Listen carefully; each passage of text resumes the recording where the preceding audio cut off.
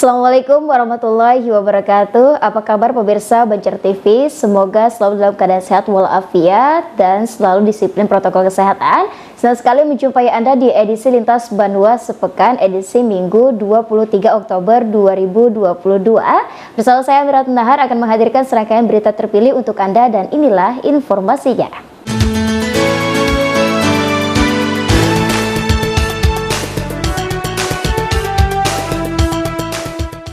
Ya pemirsa, mengawali jumpa kita kali ini, kondisi memprihatinkan bahkan dinilai tak layak sebagai tempat proses belajar mengajar terlihat di SMA Negeri 1 Pembukaan Selatan, Desa Gunung Calang, Kabupaten Kota Baru. Pasalnya sebagian ruang kelasnya masih beratapkan terpal. Setidaknya kondisi itu diketahui saat Wakil Ketua Komisi 2 M. Yani Helmi berkunjung ke sekolah tersebut dalam rangka kegiatan reses. Lokasi dua sekolah menengah atas SMA Negeri 1 Pembukaan Selatan di Desa Gunung Calang, Kabupaten Kota Baru, kini kondisinya memprihatinkan. Bahkan bangunannya dianggap tak layak untuk standar belajar. Hal ini lantaran SMA Negeri 1 Pembukaan Selatan Desa Tanjung Semelantakan Kota Baru ini hanya beratapkan terpal dan beralas semen. Tak hanya itu, kursi dan meja kayu juga terlihat seadanya. Selain jarak tempuh lokasi ini cukup jauh dari sekolah induk, dua kelas di lokasi 2 hasil swadaya guru dan masyarakat ini ternyata kondisinya juga hanya berdinding plafon gipsum yang sudah mulai rapuh. Setidaknya hal itu disampaikan Wakil Ketua Komisi 2 DPRD Kalsel Muhammad Yani Helmi saat berkunjung ke sekolah tersebut dalam rangka kegiatan reses bersama jajaran pemerintah Provinsi Kalsel. Untuk melihat secara langsung apakah benar ada sekolahan yang pakai terpal dan dindingnya pakai terpal. Apakah ada sekolahan di bawah rumahan atau di bawah kolong rumah. Coba cek dulu lah. Masa yang bergerak ini anggota dewan saja? Ya harusnya kan dari dinas terkait gitu. Anda dilantik dan menjabat pada posisi hari ini itu adalah untuk melayani rakyat.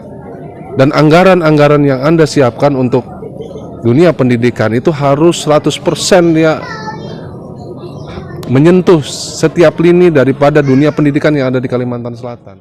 Sementara itu, Kepala Desa Gunung Calang Muhammad Arafah mengatakan, supaya layak dan sesuai standar, pemerintah desa setempat telah menghibahkan lahan seluas 2 hektar untuk membangun baru lokasi 2 SMA Negeri 1 Pembukaan Selatan Kota Baru.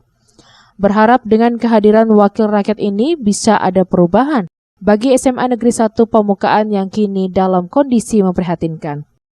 Yang hadir di desa kami atau di Kabupaten Kota Baru, Desa Gunung Calang, ada perubahan untuk sekolahan SMA anak-anak kami yang sementara berhatapkan terpal, berdindingkan terpal di Desa Gunung Calang. Mudah-mudahan adanya beliau berkunjung di desa kami cepat atau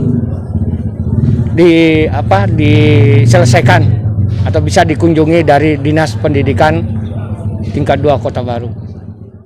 Terkait bangunan-bangunan yang ada, ia mengaku 2 kelas dan 1 ruang guru ini sebelumnya merupakan hasil swadaya puluhan tahun silam dari pemerintah Desa Gunung Calang. Total yang dikeluarkan mereka kala itu sebesar 180 juta rupiah. Muhail, Banjar TV. Informasi lainnya, Risdianto Haleng HB akhirnya resmi dilantik sebagai pengganti antar waktu anggota DPRD Kalsel menggantikan almarhum Hamsyuri dari Partai Kebangkitan Bangsa dalam rapat paripurna DPRD Kalsel. Risdianto yang kini duduk di Komisi 4 akan memfokuskan permasalahan di bidang kesehatan dan pendidikan khususnya Tanah Bumbu dan Kota Baru. Anggota DPRD Kalsel kini lengkap berjumlah 55 orang. Ini menyusul telah diambil sumpahnya atas nama Risdianto Haleng HB sebagai pengganti antar waktu menggantikan almarhum Hamsyuri dari Partai Kebangkitan Bangsa Rabu 19 Oktober 2022. Risdianto menggantikan Hamsyuri dari Dapil 6 Kota Baru dan Tanah Bumbu. Dari pantauan Banjar TV, prosesi pengambilan sumpah PAW dilakukan langsung Ketua DPRD Kalsel Supian Haka di ruang rapat paripurna DPRD Kalimantan Selatan.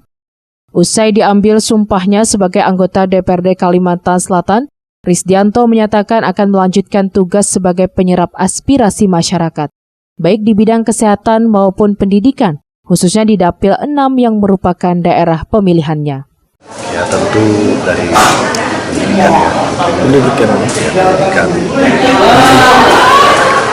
kami sebagai dari Komisi 4 lebih kepada pendidikan dan kesehatannya. Itu nanti bukan bumbu yang diangkat. Iya. Oke.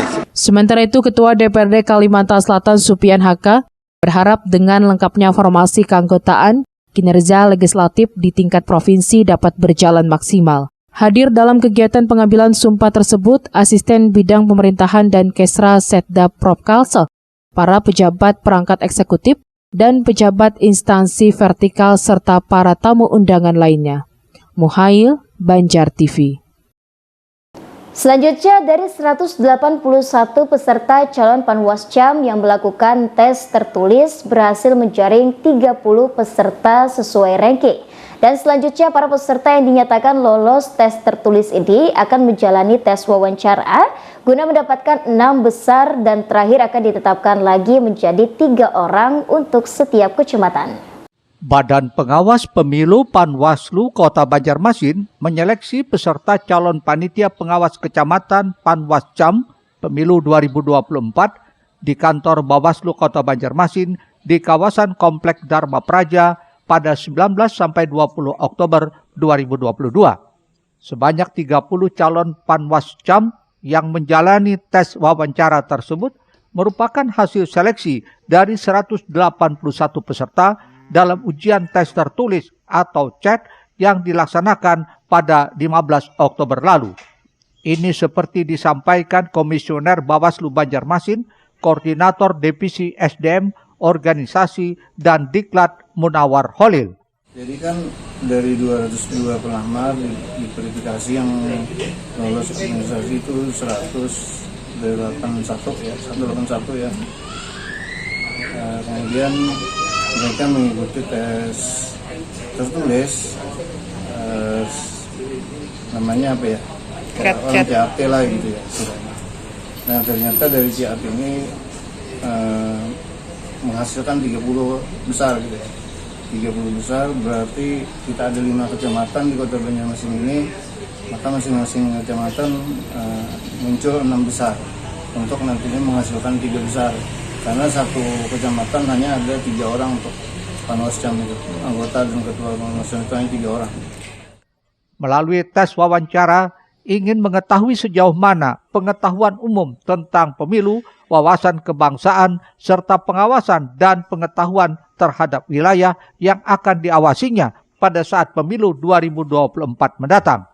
Tes wawancara selama 2 hari, hari pertama untuk Kecamatan Banjarmasin Utara dan Selatan, sedang hari kedua untuk Kecamatan Banjarmasin Timur, Tengah, dan Barat.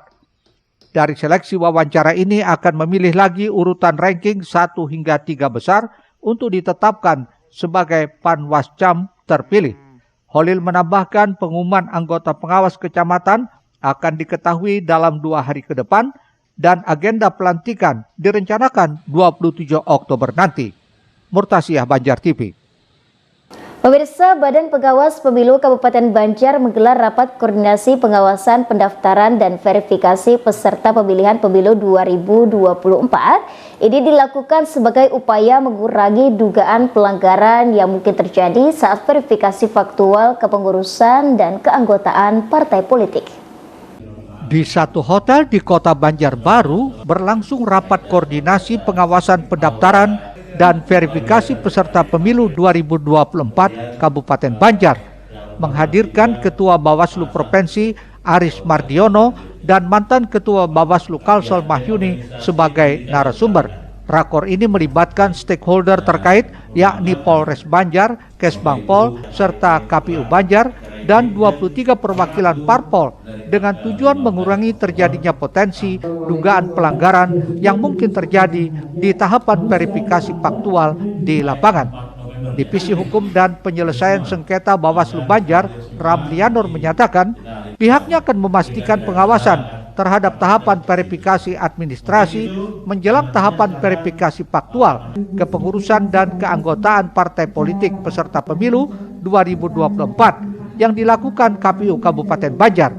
Karenanya dalam pengawasan tersebut keterlibatan masyarakat sangat diperlukan. Dalam tahapan verifikasi administrasi dan menjelang verifikasi faktual kepengurusan dan keanggotaan partai politik calon peserta pemilu tahun 2024 melibatkan stakeholder dan juga perwakilan partai politik, baik partai politik yang sudah terpenuhi ambang batas ataupun partai politik baru sama sekali juga kami libatkan dalam pelaksanaan rapat koordinasi ini.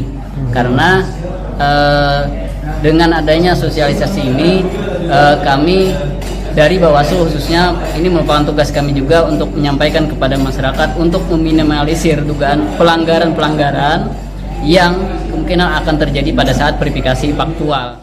Hadir sebagai narasumber, Mahyuni menjelaskan beberapa poin penting yang harus dilakukan Bawaslu dalam melakukan pengawasan. Salah satunya mengidentifikasi potensi terjadinya kerawanan pada tahapan verifikasi faktual.